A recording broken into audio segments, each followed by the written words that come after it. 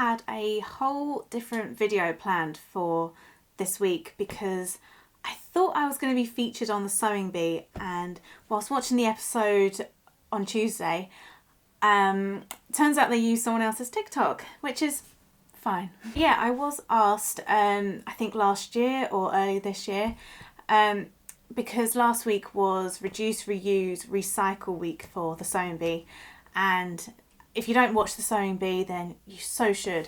It's really fun. They get like amateur sewists to come in and they do challenges every week, and it is really fun. It's really cool to see everyone's creative personalities come through and things like that. But because it was Reduce, Reuse, Recycle week, they asked if they could feature my scrappy bag products, because they are made with fabric scraps and they are second hand. I'll just go grab one second. So these are the bags that I make, but then watching the episode I totally understand why they didn't use my TikTok, because they used a confetti style scrap technique. So you just cut your scraps up in like different colours, I guess, and sort of similar. It's sandwiched in between organza and a lining, and it's almost like quilted, but mine has like a kind of collage effect, I would say. I'm not upset by it at all, because I understand this takes a lot more time and they have a time constraint, so it's all good. I will get my moment one day. I was really excited to potentially be featured on a show that I've been watching for pretty much for the last 10 years. So, oh well. So a different plan for the video. I am actually going to show you my technique, which we are going to call the collage fabric scrap technique. And it's kind of similar, but instead of doing tiny little scraps and all this malarkey, we're going to just collage. So I'm just going to show you how to do that, and hopefully it will inspire you to make your own things. So for this video only, I am going to show you how I make these, and I'm literally just going to make one of these because I need to do all sorts for the rest of the bag. But if you want to make a cushion cover like this,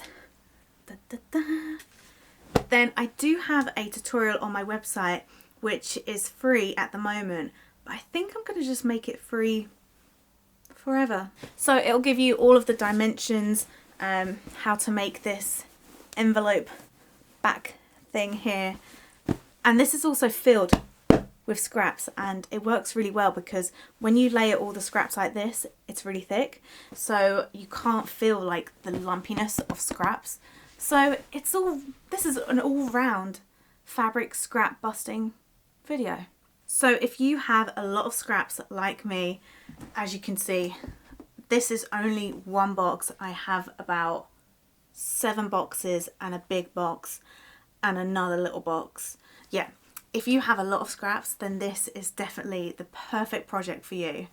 So for this project, you are going to need lots of scraps. You are going to need some lining material, which I would recommend like a medium to heavyweight fabric, and you are going to need some organza.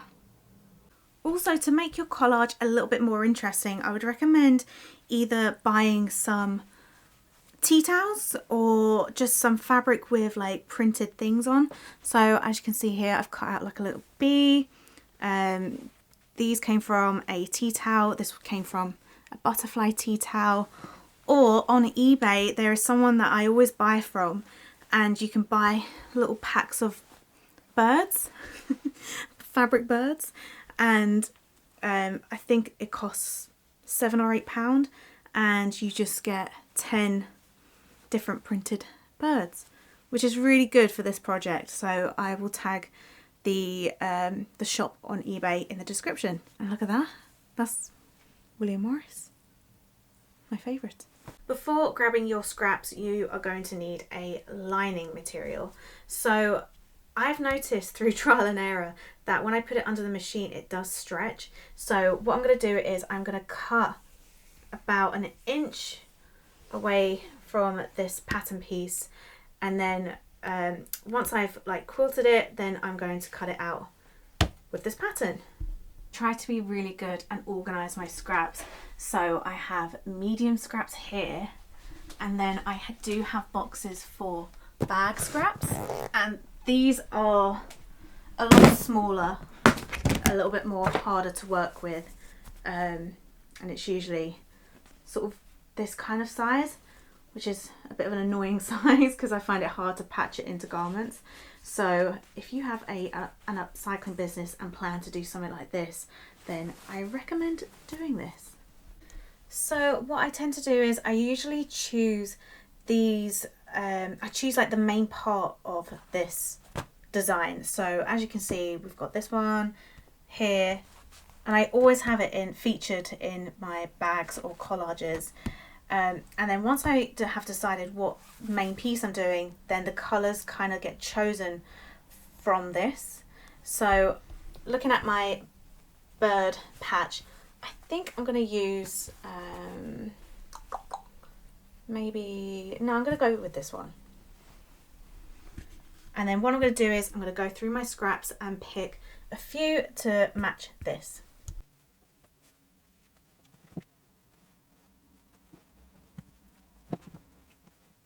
So as you can see, I have gone for these lovely little bits of pinks and purples and greens, and yeah, I probably won't be using all of these, but it's just a good idea to have them. Then we are going to layer this piece, so you're going to just need any old scraps because they're literally not going to be seen, they are just a layered piece. So literally I just grab a handful like that. Then this is the real fun part. So you grab your lining and wrong side up, and then we're going to give that a quick little iron, make it all nice and flat. Oh my god, I do need to change the cover of this ironing board. Then you're going to grab your base layers first, like that, and then literally all you want to do is layer this entire piece. And you want to first try and get each of the corners done, snipping as you go along and ironing as you go along.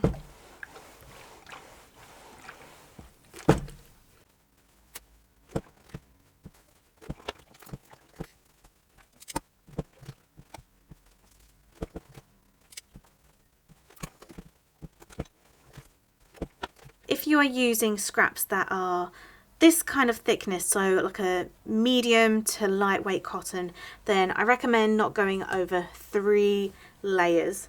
You want to be able to get it under your machine and have nice neat stitches. Then we're going to grab the main surface scraps, voila, and then like what you've done before, you can start arranging the scraps in the way that you want your top layer to look.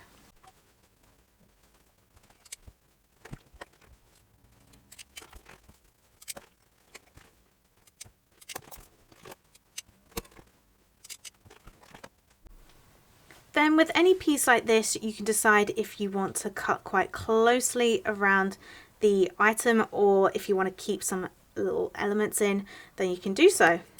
So I think I'm going to keep this part in, but I'm going to get rid of that because I think it will just take up too much of the rest of this piece. So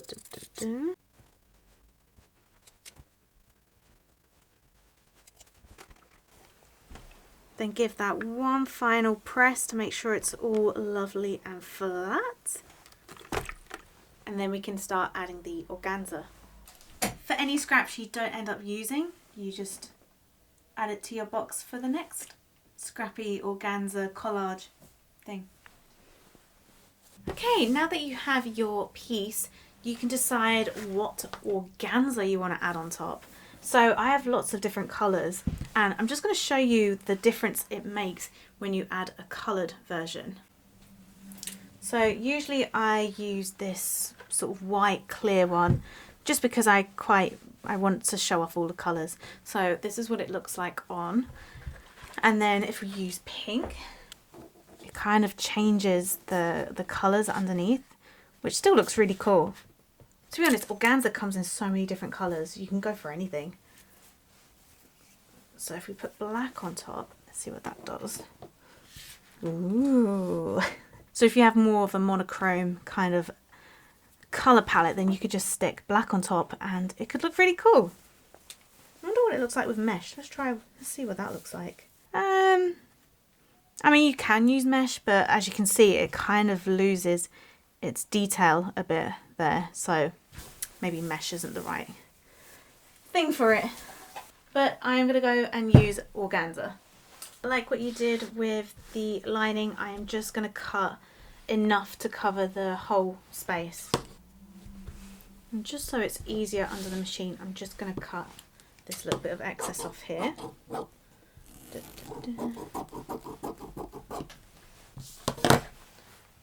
Then before putting it under the machine, we are going to grab our pins and pin pieces in place.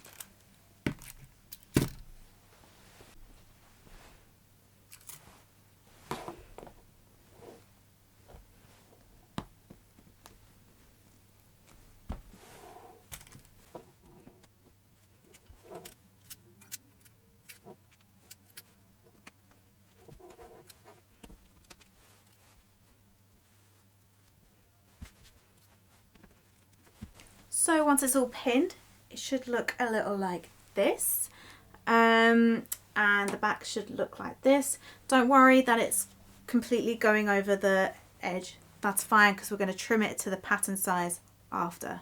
I should have mentioned this before, but we are quilting.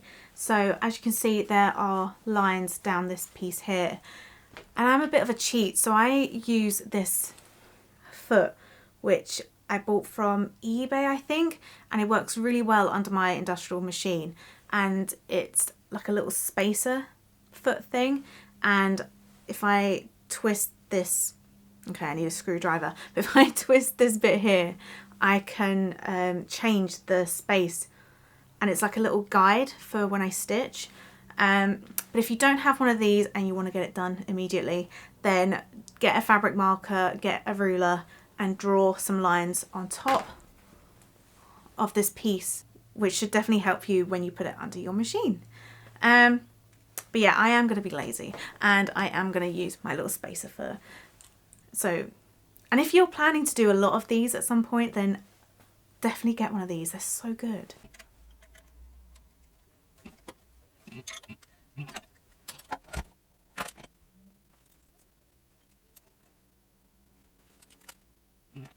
For the quilting, I changed the stitch length to about 2.5. I am going to be using a slightly thicker needle. So usually the size I usually use is an 80, but I am going up one size to 90. Right, we're going to do our first line. So I usually do about 2 centimeters from the very edge, and then go from there.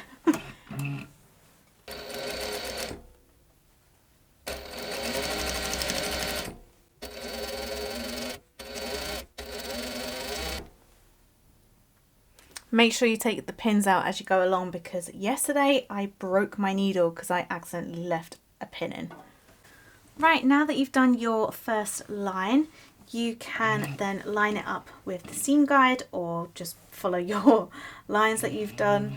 And I would recommend, whilst you're sewing your next line and all the next lines, I guess, I recommend that you slightly pull this part, so the left hand side of your fabric, just because sometimes under the machine it bunches it up and it makes it quite thick here, and you kind of want it really even and flat. So just very slightly pull on this bit here,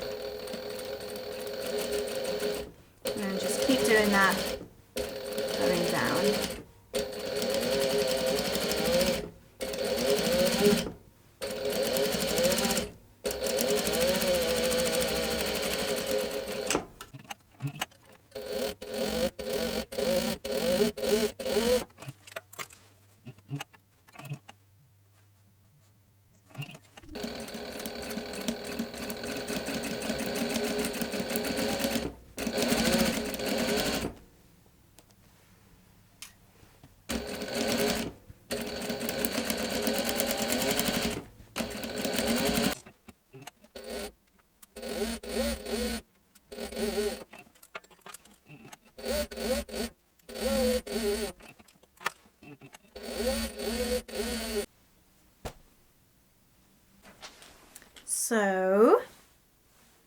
that's how it should be looking.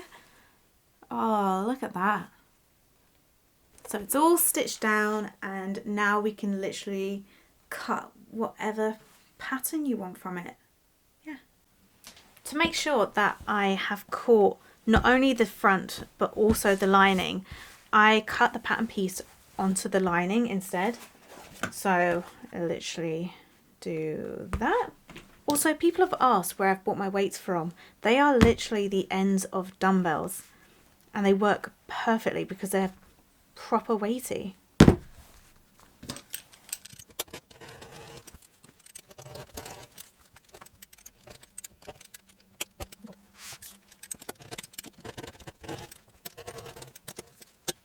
Because we're all about scrap busting, if you have these little bits left, I usually take the really small light bits and put it back into my scrap box to reuse again. Or I sometimes make these scrappy keychains, and things like this work really well. So do it.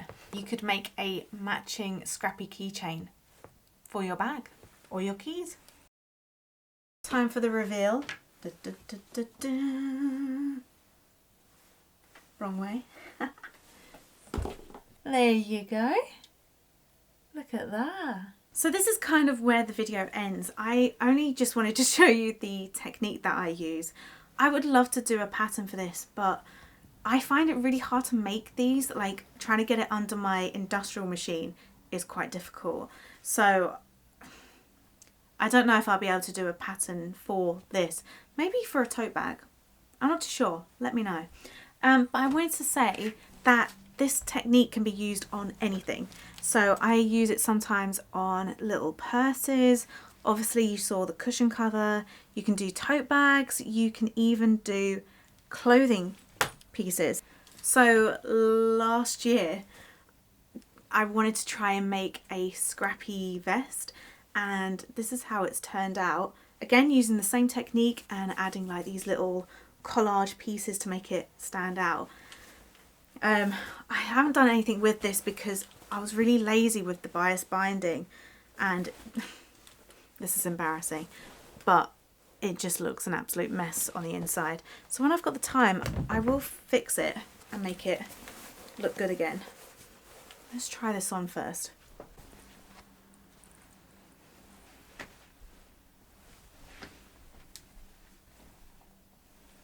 Practically, it's not that warm. It would only be a very, just like a little decorative feature, but same technique, and yeah, so you can make full-on clothing pieces with it. Yeah. If you do end up using this technique, then please tag me, please email me your things, because I would honestly love to see. If you're not a sewer but you're really interested in buying one of these collage bags, then I do have a drop happening next week. So just follow my Instagram, follow my newsletter thing for more information on that. And I really don't want to sound like a beg, but please like and subscribe so I can keep making little mini tutorials and patterns and things like that, please. Thank you, and see you next time.